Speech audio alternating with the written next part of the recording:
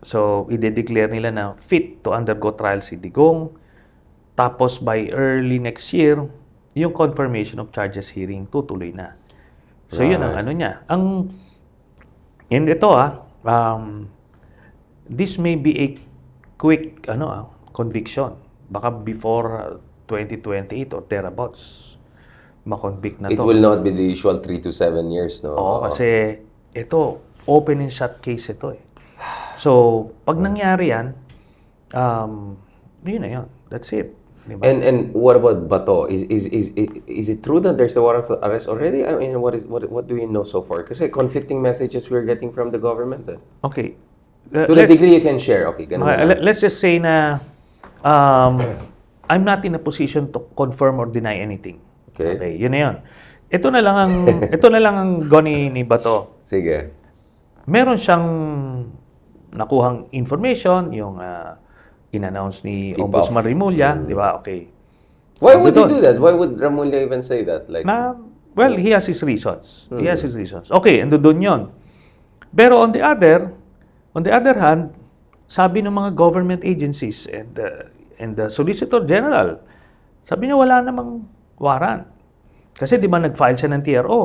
Sabi nung Solgen, premature yung TRO mo kasi wala pa namang warrant. So ano gagawin niya? Iba to. Pag pumasok siya, pag lumabas siya, di ba, masusubukan kung ano ba? Sino bang nagsasabi dito? Di ba?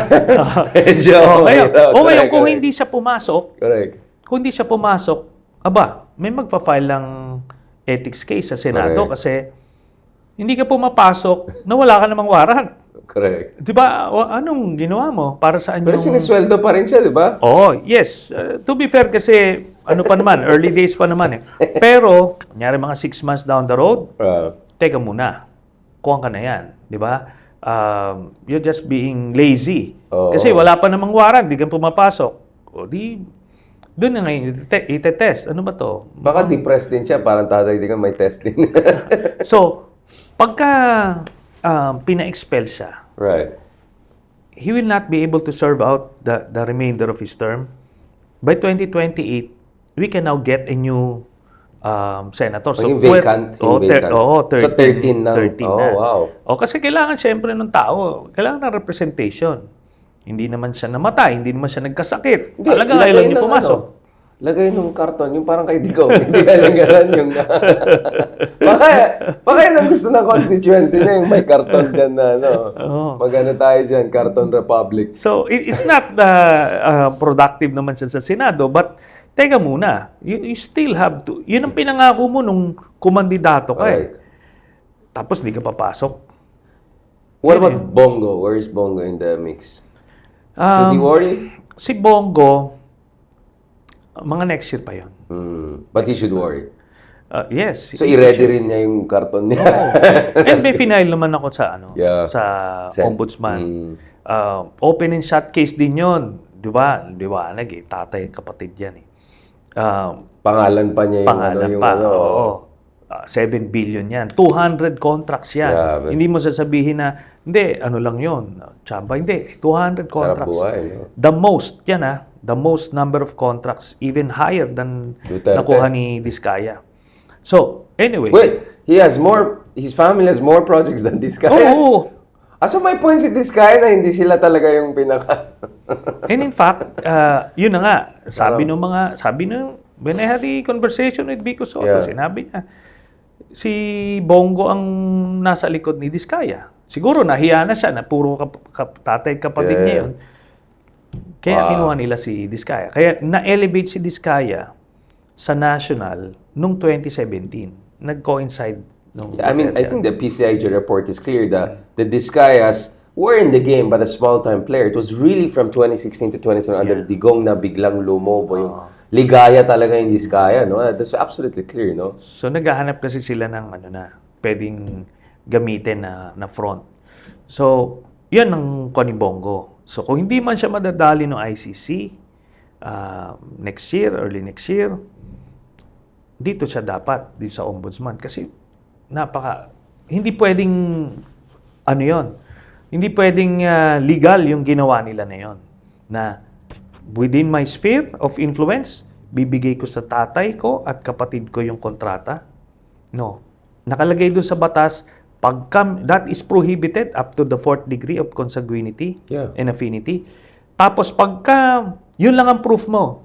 Pagka may kontrata kang pinakita na inaward sa tatay kapatid, ang burden of proof would shift dun sa akusado. Right. Sasabihin mo ngayon kung bakit walang conflict of interest dyan. Balikan natin si Sara. So, yung ating Supreme Court, din ako magsalita kasi may contempt case ako dun ba? So, basically pero pwede mag-refile ulit yung impeachment next year, di ba? Ng Yes, Congress. sa February. So, pero in one interview ni Ombudsman Remulla, he was saying na silang pwede mag-recommend for filing. pwede niyang i-recommend sa magbibigay Sa Kongreso. itong mga pinag-aaralan niya ng kaso. Kasi even before the plunder case that was filed today, meron nang na-refer yung House of Representatives yung investigations nila, finoward na ron. So, nagsisimula na yung fact-finding doon. At the end of that, pag nakita niyang may probable cause, he will recommend to the HOR and sa Senate, sa HOR, impeachable ito. So they can initiate. Or sa Senate, pwede mong i-unarchive. I-unarchive. And what is your read of your former institution, Senate? Do you think the current composition is stable enough to oversee a potential unarchiving of impeachment next year?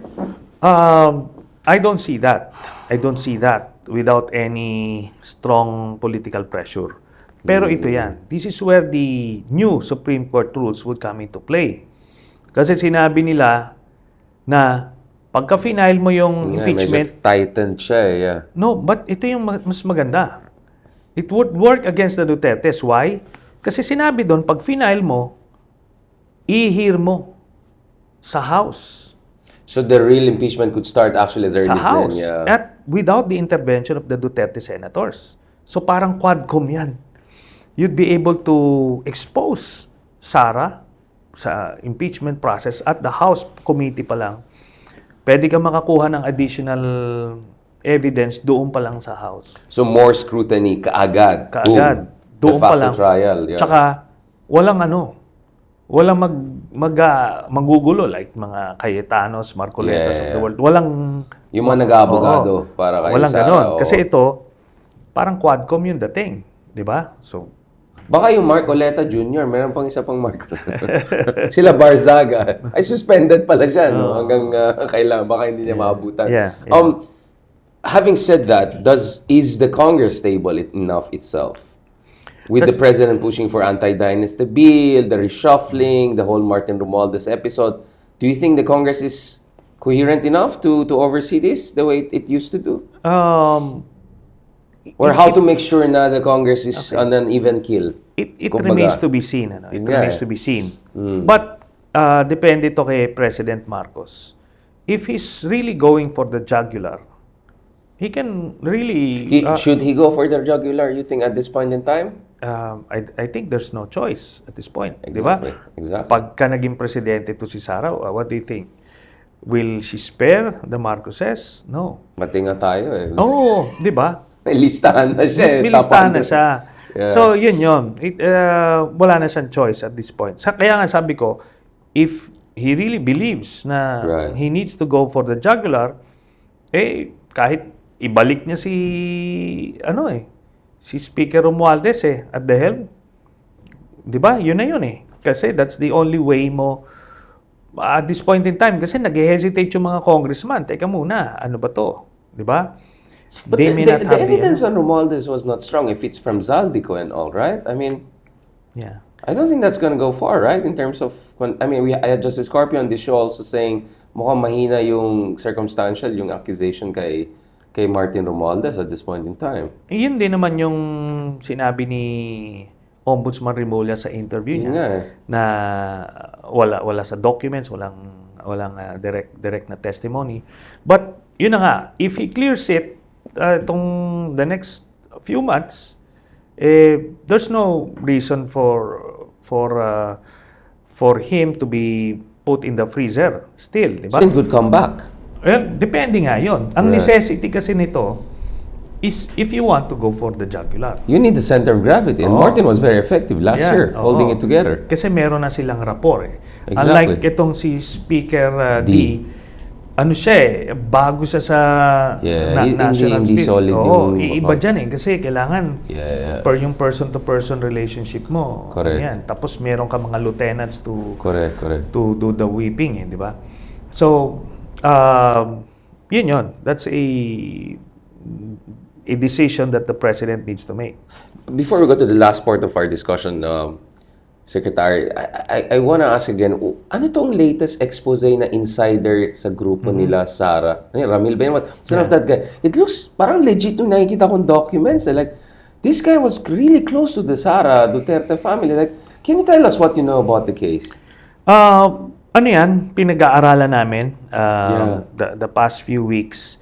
Whistleblower material to, no? Yes, may potential to be very explosive.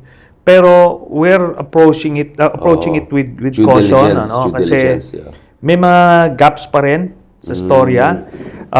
Pero supposed to be mafe-fill in itong gaps na to with the other corroborating So, evidence. mag-supplement sila. Oo. So, pag lumabas 'yon, I think this is a major blow Potential slam dunk, no? kay Sara. Ngayon, lumalabas yung iba't ibang issues at makikita mo rin the way the other side is defending. Correct. Alam mong full court press sila dito eh. Correct. Grabe yung mga influencers nila, talagang hands-on sila sa You mean Pro Duterte the one? Pro Dutertes. Pero parang laos na sila. I don't feel their power. Parang medyo mahina na sila. Yes, but I They're think trying. they're trying. Yeah. Tsaka doon sa echo chamber nila, In fairness, they need to convince their base na hindi to totoo, Correct. 'di ba? So, on the defensive sila. On the Nahirapan sila. defensive. Yeah. Even si Harry Roque nagsalita. Kaso so far nag-check out yung I was listening to Madriaga's lawyer.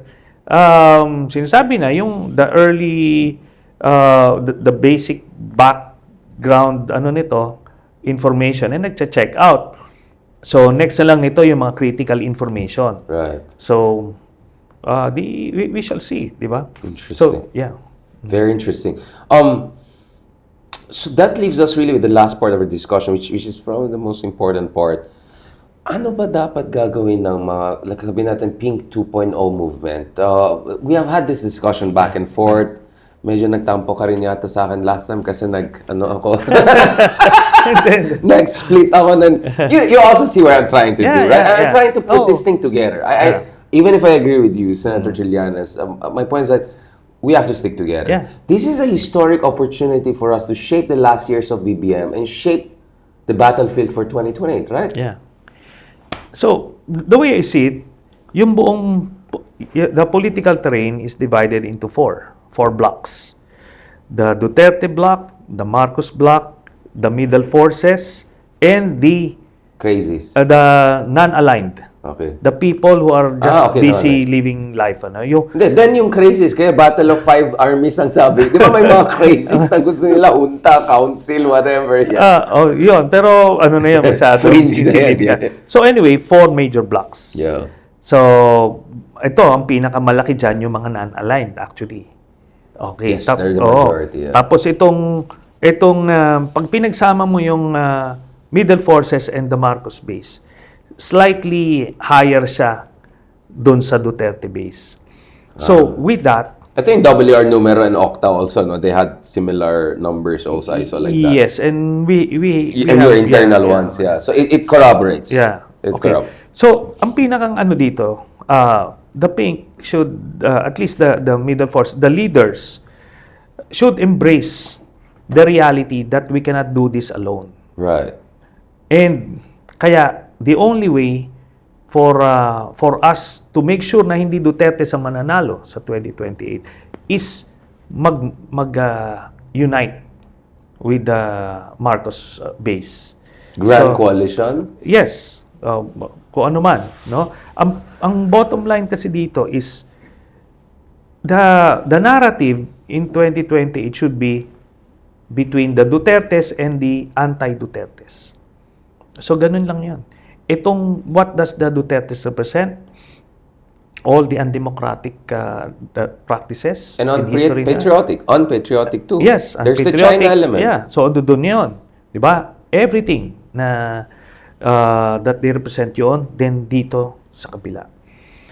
Hindi, kaya talagang wala nang puwang yung mga purists. They should be muted on the side kasi hindi talaga.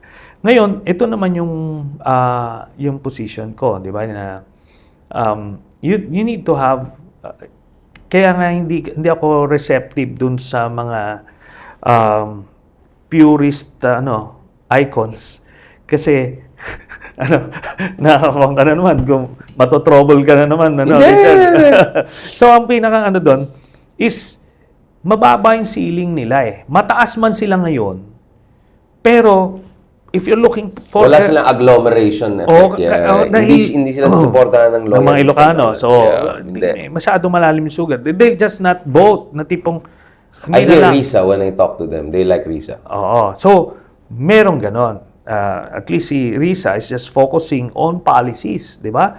Running after crooks like Kibuloy, Alice Go. di ba? Alice Go, yung sino yung sa dinagat na senior, something. Right. And even Dutertes. Kumbaga, nakafocus siya doon. While, syempre, yung iba, they're not even in the fight. Diba? So, yun ang kuha natin. Yun ang nakikita ko rito. But in terms of messaging, no? Pambait natin pareho. In terms of messaging, is there something to the Bam Aquino way of, okay, let's talk about accountability now, but let's talk about farming, agriculture, education. Should we also have that kind of constructive, concrete? Kasi sabi mo nga, pinakamalaki is non-aligned Yeah. At kung kausapin mo sila, ang concern talaga nila yung pinaka-basic needs Do you think we should, kasi in fairness, that worked for BAM, number 2 siya, that worked for Kiko, number 5 siya. Do you think we should, I know it's Senate, different yung President, but I do believe may point din sila BAM na baka we also want to avoid the too pa-woke or too sanctimonious messaging. I agree, but ito yan. Do you think hindi sasabihin niya nung kabilang side? Both sides will say those things. Parehas nang sasabihin nila yan. Parehas sasabihin nila yan. Kaya nga, pero yung base, just like in the US, di ba, yung Democrats, Republicans, it's so polarized. Correct. Ang agawan is the contentious moderates. issues talaga, yeah. O yung moderates ngayon na nagsiswing Pero yung Republicans and Democrats, hindi mo na sila So how do we get the moderates, the swing voters? Yun na nga. Pagka mas marami kang magi-influence, Right. di ba mas maraming kukuha sa kabila, makukuha mo yun. Yun na yan. Yung messaging kasi, that's the job of the marketing people, di ba? The comms people. But yung real people na tipong ako, ayoko ng mga Duterte, I will try to influence as many people as I can. Huwag dyan. Ngayon, You know that from Caloocan, many DDS supported you. Yes. Ngayon, mas marami kayong gumagawa niyan, mas marami kayong makukuha. Ultimately, sabi ko nga, the narrative is the Dutertes versus the anti-Dutertes. Yun ang ultimate narrative na lalabas. Ngayon, yung sasabihin, yung affordability, ngayon ang issue, di ba? Sasabihin nyo yun. You will need to say the right words. But they'll also say that, mag-ano rin sila sa kabila. Just like what happened noong 2022, di ba? Ang messaging ni President Marcos is unity. Di ba? Ano bang message ni Lenny Robredo? Di ba?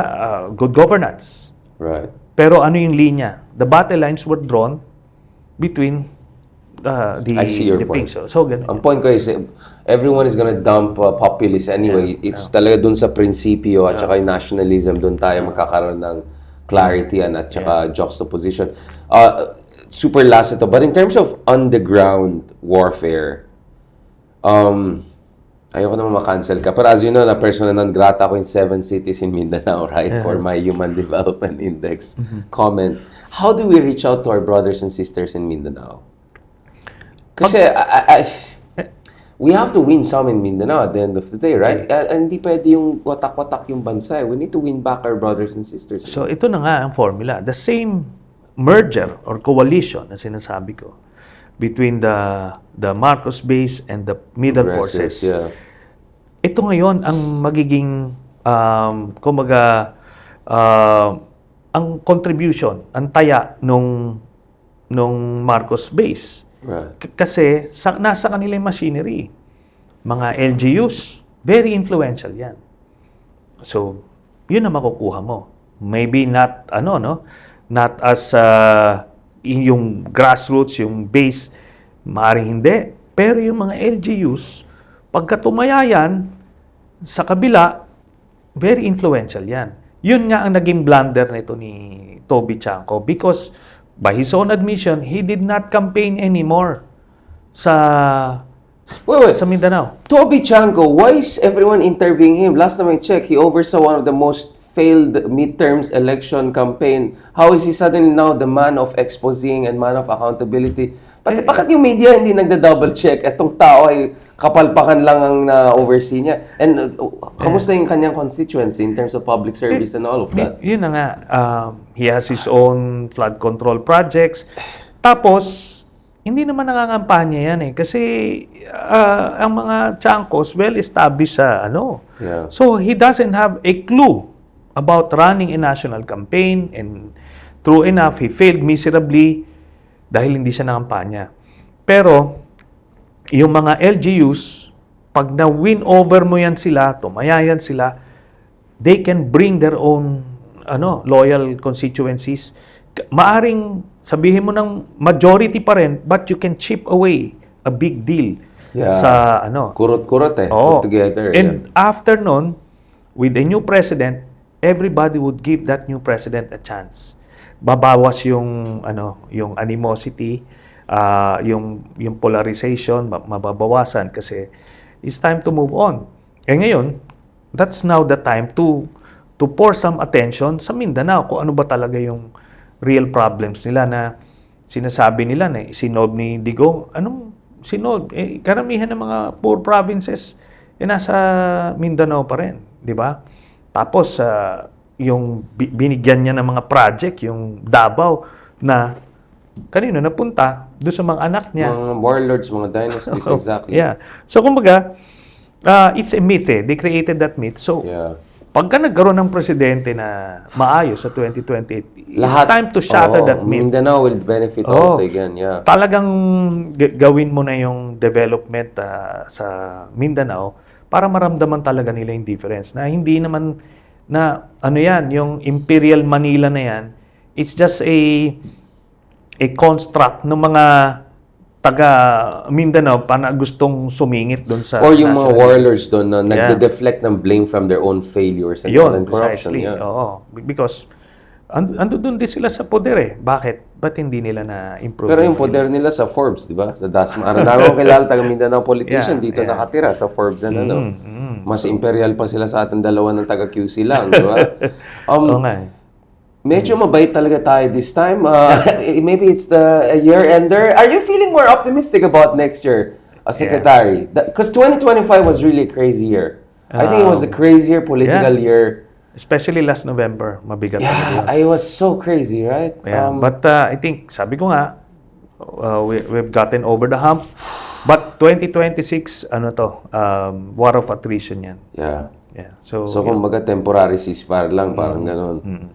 On that note, let's enjoy Christmas muna. Let's enjoy Christmas. On that note, thank you very much. To be honest, Senator, I want to have you also in my other dark studio. Hopefully, kung pwede ka pa later this month. Let's make that work. But thank you so much for welcoming us here into your bunker, to your headquarters. I always appreciate being here. Mabuhay ka, Senator, Secretary Gagan, but you never know, maybe next year. Senator Trillanes, mabuhay ka for your support and power. Alam mo, every time I say napapunta ako dyan, si Senator Trillanes bang interview mo? Ang dami natutuwa sa'yo. Interestingly, hindi lang Pinks, but yung mga loyalista, mga neutral, tuwan-tuwa sila sa'yo. Mukhang gusto ng tao matapang yan, no? Yung real na matapang. Nakita na nila yung budol, no? Napagod na rin siguro ng tao sa budol. So, namumulat din ng tao. So, thank you so much, Senator, maybe Secretary next year for this fantastic discussion. God bless po and talk to you soon. Again, don't forget to catch us again here on Deep Dive, yung mga episodes natin. Marami tayong mga year-enders. We're gonna have Justice Carpio, Ronald Diamas soon. And also, we have big events sa Manila House, including medyo konyo-konyo vibes natin with sila Leloy and a couple of other leading economies. Pag-usapan din naman natin dyan yung Philippine economy. That's a very, very important issue. So, there again, with Senator Trillanes. Fantastic episode. Salamat. God bless.